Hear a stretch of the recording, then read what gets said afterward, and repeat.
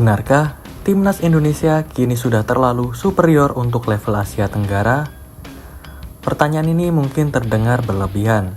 Namun jika melihat komposisi skuad Garuda pada Piala AFF 2026 ditambah rekor pertemuan melawan seluruh lawan di grup A, rasanya pertanyaan itu mulai masuk akal.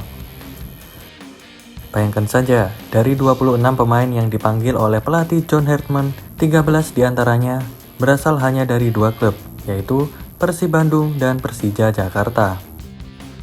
Artinya, setengah kekuatan timnas Indonesia berasal dari 2 klub terbesar di Indonesia.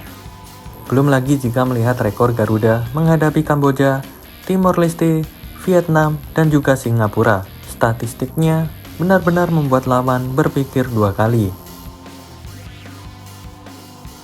Lalu apakah timnas Indonesia memang sudah terlalu kuat untuk Piala AFF 2026 atau justru status favorit ini akan menjadi tekanan bagi skuad Garuda?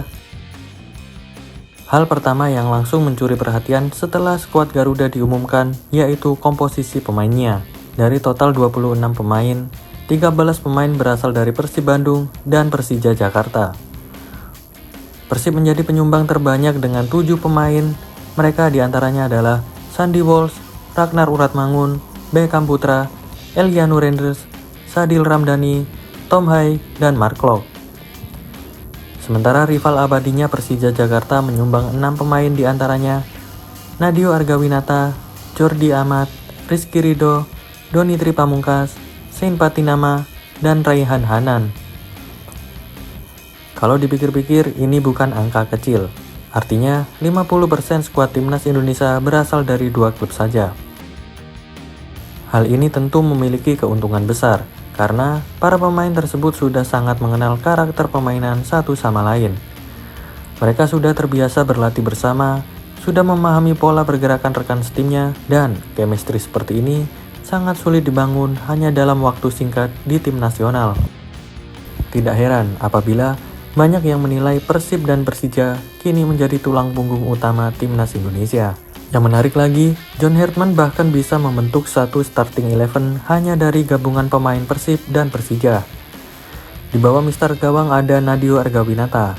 Lini belakang diisi Sandy Walsh, Jordi Amat, dan Rizky Ridho. Di sektor tengah terdapat Eliano Renders, Tom Hai, Mark Klok, serta Doni Tripamungkas. Sedangkan lini depan dihuni oleh Raihan Hanan, Beckham Putra, dan Ragnar Uratmangun. Artinya, bahkan tanpa memasukkan pemain dari klub lain, Indonesia sudah mampu membentuk satu tim yang kompetitif. Namun kekuatan Garuda tidak berhenti di situ. Masih ada tambahan kualitas dari klub-klub lainnya. Dewa United mengirimkan Brian Fatari, Egy Maulana Fikri, dan Ivar Jenner. Sementara Bali United menyumbang Kadek Agung, Jens Raven, dan Tim Gibson. Belum lagi para pemain yang berkarir di luar negeri seperti Marcelino Ferdinand dari Oxford United, Justin Hubner dari Fortuna Sittard, serta Mitchell Baker yang bermain untuk Georgetown University di Amerika Serikat. Meski begitu, Justin Hubner yang masih menunggu kepastian izin dari klub karena Piala AFF 2026 bukan bagian dari kalender resmi FIFA. Selain memiliki skuad yang kompetitif, Indonesia juga datang dengan modal statistik yang sangat menjanjikan. Pertandingan pertama akan mempertemukan Garuda dengan Kamboja. Menurut catatan sejarah, Kamboja bisa dibilang menjadi salah satu lawan favorit timnas Indonesia. Dari 18 pertemuan, Indonesia belum pernah kalah satu pertandingan pun. Garuda mencatat 17 kemenangan dan hanya sekali bermain imbang. Setelah itu, Indonesia akan menghadapi Timor Leste dan catatannya bahkan lebih sempurna lagi. Dalam 6 pertemuan, Indonesia selalu menang. Artinya, Timor Leste belum pernah sekalipun berhasil mencuri poin dari Garuda. Namun ujian sebenarnya diprediksi hadir saat menghadapi Vietnam. Dalam beberapa tahun terakhir, duel Indonesia melawan Vietnam selalu berlangsung panas. Meski demikian, catatan sejarah masih sedikit berpihak kepada timnas Indonesia.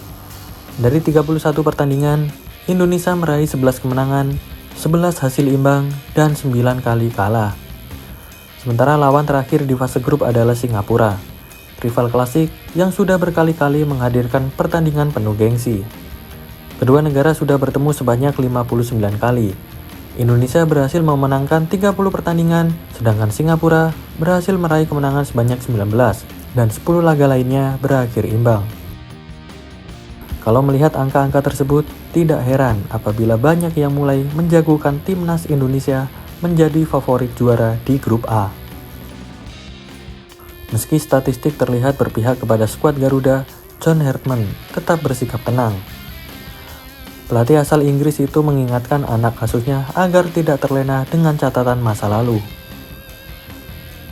Karena setiap pertandingan memiliki cerita yang berbeda. Rekor memang bisa meningkatkan kepercayaan diri, namun rekor tidak akan mencetak gol. Yang menentukan tetaplah performa selama 90 menit di lapangan. Terlebih, target timnas Indonesia kali ini bukan sekedar lolos dari fase grup, melainkan mengakhiri penantian panjang dengan meraih gelar Piala AFF pertama dalam sejarah. Jadi, apakah timnas Indonesia terlalu superior di Piala AFF 2026? Kalau melihat komposisi skuad serta rekor yang sangat positif melawan seluruh lawan di grup A, Indonesia memang memiliki semua alasan untuk disebut sebagai salah satu favorit terkuat. Namun sepak bola selalu menyimpan kejutan. Status unggulan tidak akan berarti apa-apa jika gagal membuktikannya di atas lapangan. Menurut kalian, apakah skuad yang saat ini sudah cukup superior untuk dapat mengangkat trofi Piala AFF pertama bagi timnas Indonesia? Coba tulis pendapat kalian di kolom komentar. Jangan lupa like, subscribe, dan aktifkan lonceng notifikasi agar kalian tidak ketinggalan berita sepak bola terbaru setiap minggunya, dan sampai jumpa.